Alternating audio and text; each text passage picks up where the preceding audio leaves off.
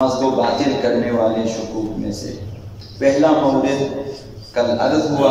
کہ جو رکعتی واجب نمازوں میں شک کرے، فجر کی نماز میں اور نماز قصر میں جو کہ 2 رکعتی ہیں، ان میں اگر رکعت کی تعداد میں شک کرے اور تھوڑی دیر غور و فکر کرنے کے بعد کسی نتیجے تک نہ پہنچے، کسی طرف جو ہے وہ احتمال زیادہ نہ ہوا، پھر نماز کو باطل قرار دے اور نئے سرے سے پڑھے۔ یہ پہلا مورد ہے۔ دوسرا مورد 3 رکعاتی نمازوں میں جیسے نماز مغرب ہے، تعداد رکعات میں شک کرے، ایک پڑھی ہے یا 2 یا 3، شک ہو جائے، انسان غور و فکر کرے، کسی نتیجے تک پہنچے اس پہ عمل کرے۔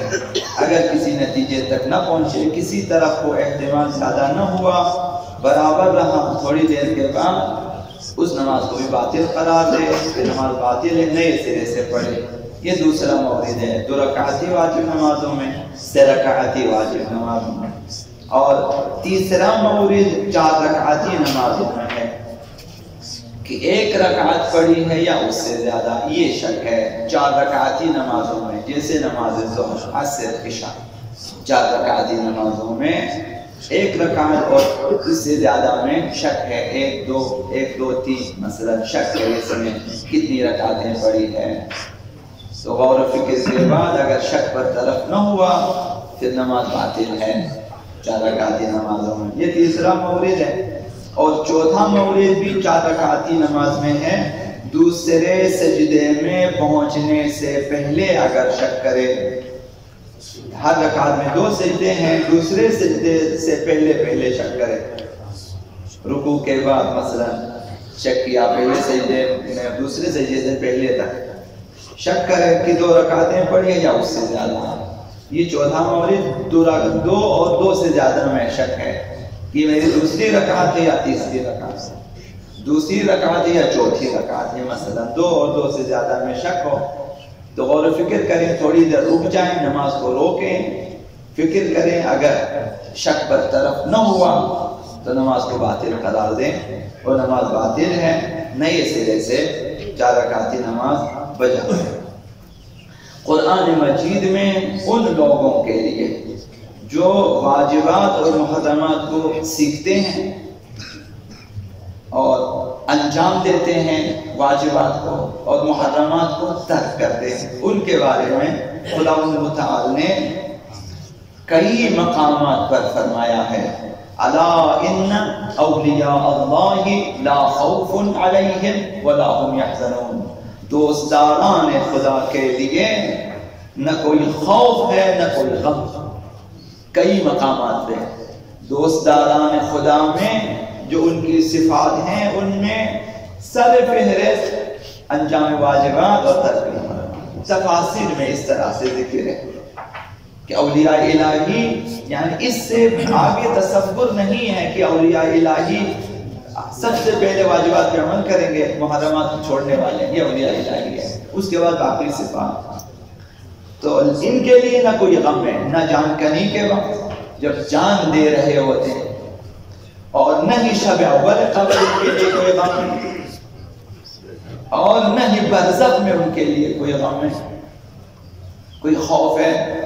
نہ ہی 50 مواقف قیامت میں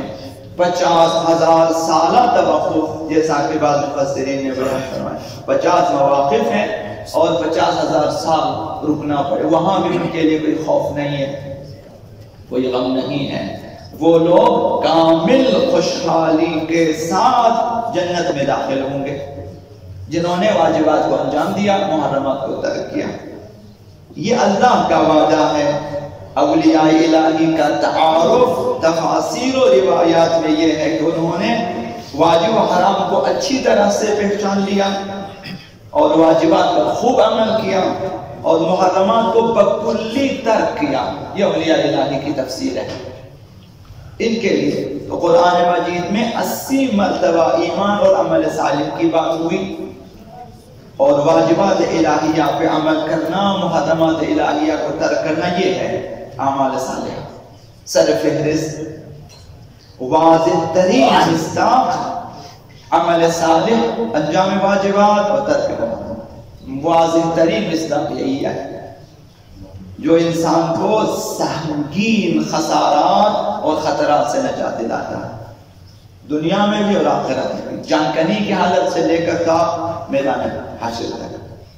14 مقامات پر خداوند متعال نے یہی جملہ دہرایا قرآن مجید میں، لا خوف علیہم ولا هم يحزنون، نہ خوف ہے نہ غم ان کے لیے، وہ غمگین نہیں ہوں گے۔ تو تفاسیر میں ان افراد کے بارے میں لکھا ہے کہ یہ وہ لوگ ہیں جو واجبات کو انجام دیتے ہیں، محرمات سے دور رہتے ہیں، گناہوں سے دور رہتے ہیں، واجبات کو سیکھا ہے اور عمل کیا ہے۔ لہذا امیر المؤمنین علی بن ابی طالب علیہ السلام نے فرمایا، جرد نفسك في طاعة الله بالصبر على أداء الفرائض والدؤوب في إقامة النوافل والوظائف۔ امیر المؤمنین فرمایا کہ اپنے نفس کو اللہ کی اطاعت میں امتحان لو، اسے آزمائش میں ڈال دو، سختیوں میں ڈال دو، اسے اطاعت الہی میں سختی کرو تاکہ وہ انجام واجبات اور ترک محرمات پہ صبر کریں، ثابت رہیں، قائم رہیں اور صبر و ثبات دکھائیں، نوافل اور دیگر وظائف کی انجام دہی میں تندہی اور جان فشانی سے عمل کریں۔ فرمایا اپنے نفس کو سختیوں میں ڈالیں،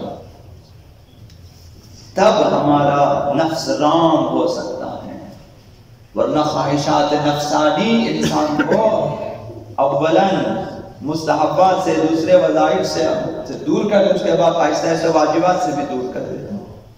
خواہشات نفسانی ایسی چیزیں ہوتی ہیں۔ تو لہٰذا